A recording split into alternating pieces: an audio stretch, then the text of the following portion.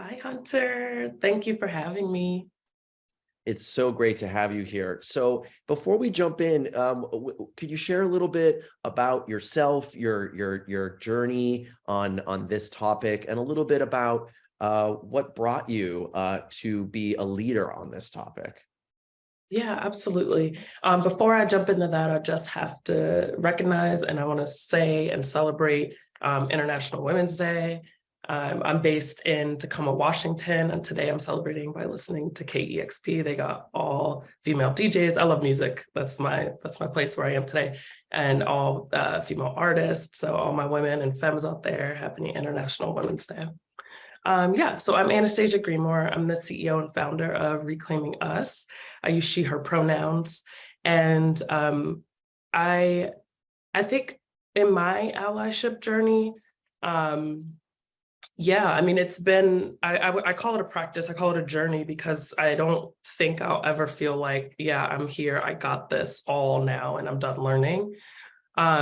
It's been a long road of learning on my own, of listening to people who are kind enough to trust me with their stories, people like me, people different than me, and honoring them, holding them, and then doing my own work to recognize like maybe where I'm not in a place where I'm like standing up just yet or advocating for people in those groups.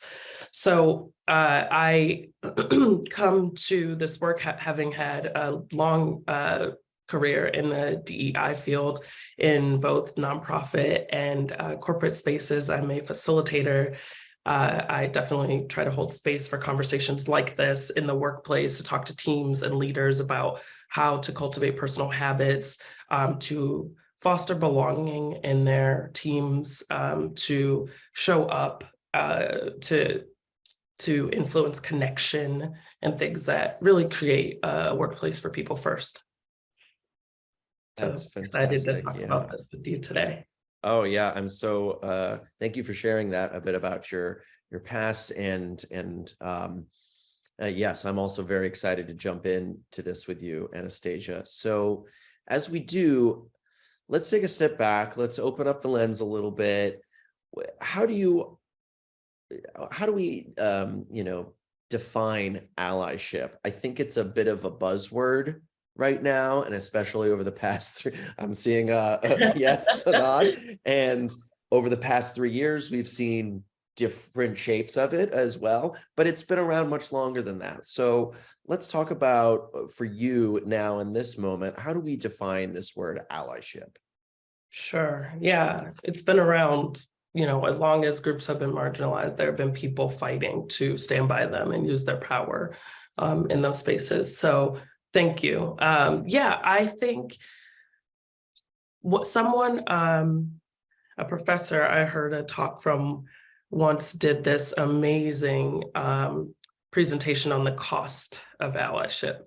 And that was like such an eye-opener for me. And that was really all based around Dr. King's work and the activists in the 60s and the people who embedded themselves, white folks, people with power who embedded themselves into that movement at great personal cost. They could have sat on the sidelines. And I think that changed the way that I, begun to understand what it took to be an ally. So I define it, having had that foundation, I define it as a practice. So something you're going to keep working at, and it's an active practice. So how are you showing up? And it's about making a difference in someone's life who is experiencing some form of marginalization. And I think that's the shortest definition that I can do, but I'm, happy to expand and talk about what some of those practices are. Yeah, I would absolutely. Oh, I'm sorry, go ahead. I said over the course of our conversation. Yes, definitely. Definitely. Yeah. So I love hearing about, thank you for sharing for your own experience as well, that it's a journey, it's a practice, that this is an ongoing evolution for you. And I can relate to that as well, that I've never done learning how to be an ally or be of service or helpful. So hopefully in this chat, I'm already confident I'm going to get to learn a little bit more, because from our pre-chat you and I had, I'm just very grateful that you're on the call today. So again, thank you.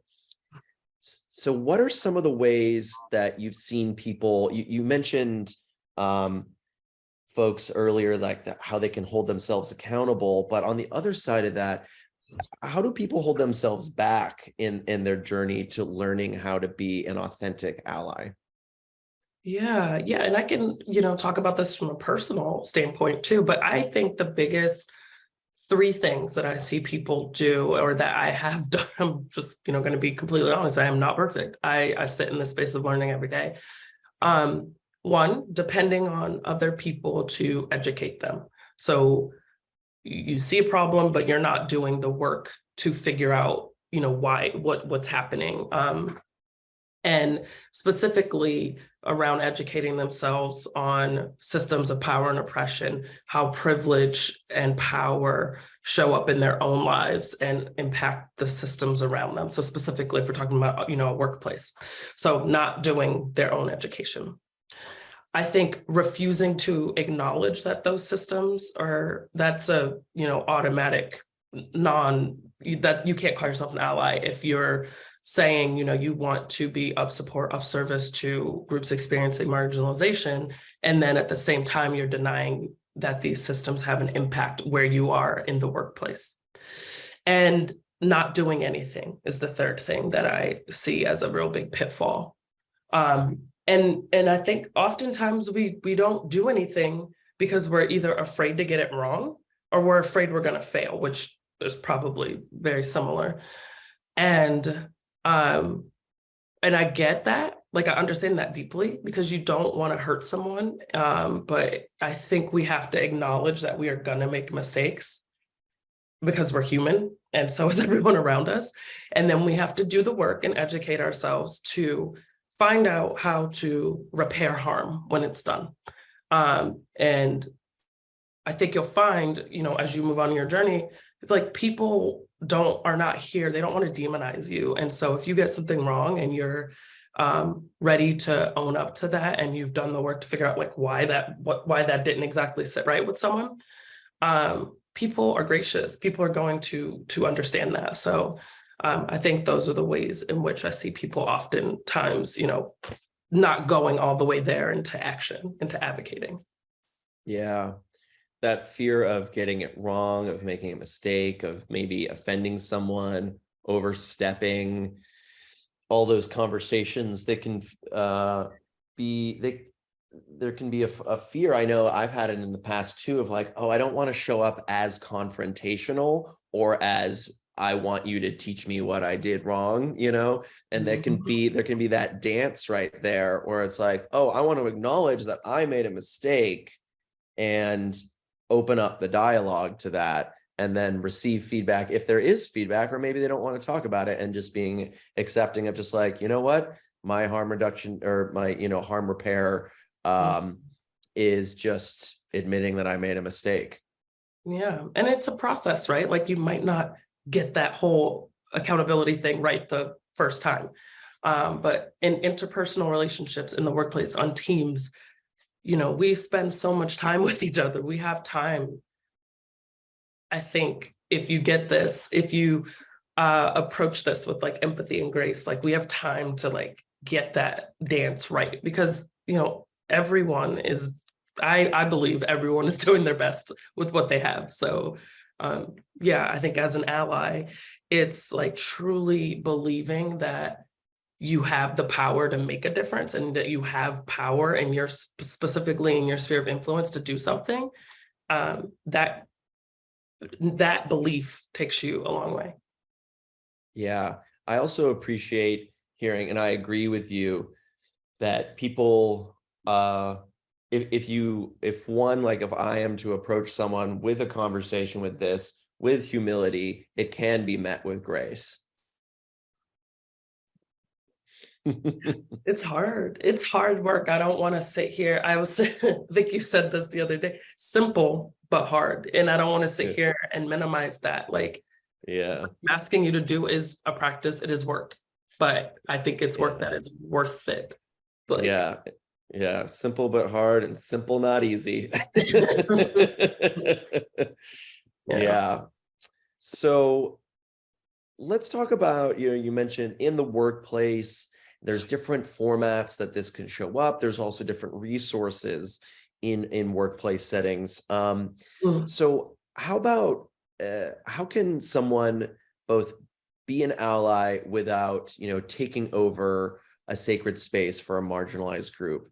Uh, for example, like in a workplace, if there's an ERG, employee resource group for a specific identity group that they are not a part of, how can that person participate while still giving space and not taking up too much space? Yeah. I think it's about one, I want to say this about ERGs before I answer that question.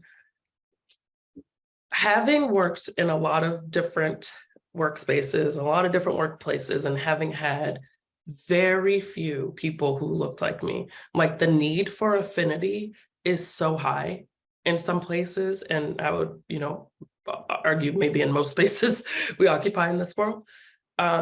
So that that place, that community is so powerful for people, for a number of reasons, like the additional stress that you experience in a workplace when you are one of the only, like, not to mention all the workplace stress that there just is, there's, additional stress put on us when we're the only. So to get back to like how allies can show up in those spaces, I think you have to follow the lead of the folks in that group. If they are inviting, you have to respect that that affinity is really important. Whatever your identity is, and especially if you're in a dominant group, not just white, but I'm talking, cisgendered folks, straight folks, like able-bodied people. If you are in a dominant group, you get to enjoy that affinity so much more than anyone from those spaces. So you have to respect that, like, people need that, and like give them that space. And then you follow the lead. So, if groups are inviting you in, be there and be there, be present. If they're inviting you in, you're there for a reason. So go ahead and like show up. But I think these spaces are often really wonderful at creating norms that include everyone and try to minimize power dynamics. So, show up in respect of how they've cultivated the space, the container.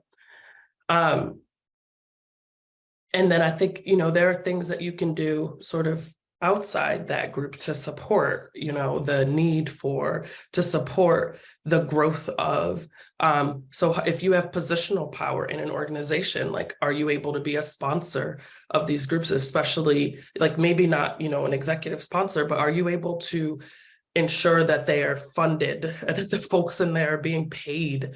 Do you have people on your team who are members of this ERG? Are they getting recognition for all of that work that they are putting in, that is leadership work, that does make your workplace better, more innovative, whatever, that has real business impact?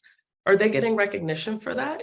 Like, you can do so many other things outside of just being in the room. So I think look for opportunities, like, to support, even if you're not getting recognition, even if you're not in that room. It's mostly not about it shouldn't be about the recognition. It should be about what you can do to like make things better. So those are some of the ways I think allies can support ERGs, whether they're in the room or not. Yeah, I love hearing about whether they're in the room or not, if you're invited in or not, and respecting whatever that decision is, right? And I love too, if you are invited in, you're there for a reason, and that can be to listen, and that can be the way to show up. Mm. Yeah, I think so often in dominant groups, like, we want to make it about us, and you just can't do that. You got to sit back sometimes. So There's this quote I say all the time that I heard when a friend of mine told me. It was from this drag queen in like the 80s or something. And she she said, not to make it all about me, but it's just so cold outside of the spotlight. Exactly. And whenever I hear that little voice starting to come in, I'm like, oh, okay, just stay in the cold for a second, Hunter. It's okay. Actually, you bring up something that I don't think I've said explicitly. So I talked about, emotional, checking in with your body, checking in with your Mm, emotions. I think our bodies are sort of like magnificent little, I don't need, the only metaphor I can think of is like a canary in a coal mine. They like to give us little warnings. mhm. And when you're in any of these parts of your journey, feel, try to practice that like non-reactivity to just be like, what is my body trying to tell me? So that could be, if I give it a scenario, if we're talking about, the ERG meeting and you're feeling a lot of discomfort at what's coming up in the room, well, I don't think this work is meant to be comfortable, one, but why? Like, why are you feeling challenged by that? And really interrogating in ourselves. And so you don't need to make that, I'm saying that is personal work. I'm not saying bring it up in the room. I'm saying like you walk away from that, you process, you unpack, and then you figure out like, what was it about that? Where do I need to maybe do a little bit more learning? Where do I need to be, maybe give myself a little bit more grace? Like just this relationship to self, I think is really important, like the self-awareness to be able to regulate, like notice, regulate your own emotional well-being before trying to like go into another space. Not saying we all need to be perfect before we enter anything, but continuing that as a practice as well, I think goes hand in hand for me with like any advocacy work. Absolutely. The pause is vital for my server, for my well-being, for my survival, for me to be best with other people, Yeah. to check in, that like you said, the canary in the coal mine, just like is my hands a little sweaty, is my heart rate going up, am I holding my breath, oh, I'm nervous, why am I nervous, and then I just peel back, and that could all happen in 2 seconds. Right. Right. It's pretty miraculous, honestly, that we have that opportunity. I just gotta take it. It's easy to skip. Exactly. And I think it's easy to skip. And when we skip it, we often displace it. Mm, And we don't need that, we don't need any yeah. more of that. So, No. Yeah, there are other options that are, I think, healthier for all of us. So let's talk about empathy. I think we're already been kind of alluding to it quite a bit here. yeah. How does it show up in successful allyship? Yeah. I think about this one a lot. Because I think as a foundation, in so many ways, like allyship is about cultivating like a meaningful connection. And you just cannot do that without empathy. I think when we try to, let me step back. So it's about cultivating a meaningful connection. So how does empathy do that? We get to, when we practice empathy, when we practice non-reactivity and like hold space for people, we get to honor them by hearing their stories and not offering advice, not sitting in judgment, just holding that. And oftentimes, like, I think we don't really get that space, like a space like that. So it's those little moments of like, that's like an interpersonal allyship example, right? But it's those little moments. So how do you cultivate the skill set to really just listen to your body when someone is trying to share something with you? And I thought I saw this example in a Brene Brown book called Atlas of the Heart, where there's like a little comic and a woman's coming from a presentation and she's like, tells another coworker, like, I feel like that didn't go well. And it's a Black woman telling a white woman. And, you have to, like, a person could just be like, oh no, like you killed it. It was great. What are you talking about? Or you could sit back and be like, okay, you look you're kind of, I noticed that you're like kind of down on yourself. Like, why do you feel like it didn't go well? So like one, the first example is shutting it down is disconnection. That second example is inviting that person to share their story, inviting them to share, what is potentially an experience like, maybe many women can relate to in an office where, you gave a presentation and it went off the rails because people were talking over you or like giving you advice that you didn't ask for. You all of a sudden were not the expert in the room.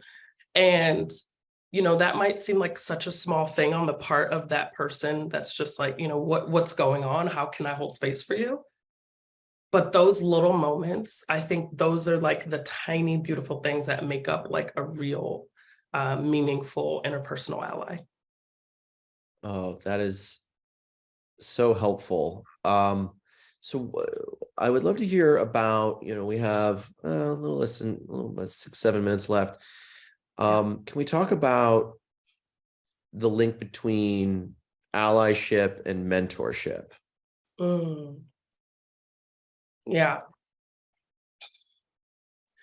So I think like two things. I think if we're talking about sort of like formalized mentorship in the workplace, I think as an ally in from any background, you have to look around at like who can see themselves as a leader here, right? Like at my company, in my sphere of influence, who has the luxury, the privilege to look around and see themselves as a leader here. And if you're noticing a pattern there, it's, I think, up to you as an ally and as someone with positional power to reach back and not just mentor, but sponsor someone and show them a path to success. I think so often, like the real problem or the real challenge and sadness is people are just ignored. Like people don't know how to deal with, if people don't know how to deal with your humanity, and like as a person from a marginalized group, maybe, you know, maybe they just ignore you completely, and that sucks. So I think a mentor doesn't necessarily have to be with someone with positional power. I think it has to be someone who's willing to invest in you and see, and like people have inherent dignity, people have inherent worth, but we're social. Like, how are you recognizing that? We're social creatures. How is someone recognizing that? Someone that doesn't give you more worth, but it does validate something. It does validate something. So how are you as a leader at any level, as someone with something to offer at any level, how are you reaching back and making sure that that is some shared in some way between people who are experiencing, you know, more in any workplace than anyone can imagine sometimes. Yeah, absolutely. So we have just 5 minutes left.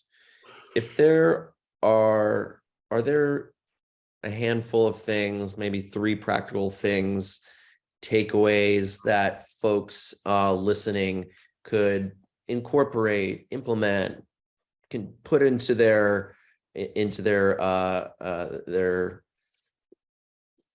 I don't know, their routine, their being in Yeah, walking through the embody world this. for embodiment. That is the word. Thank you very much.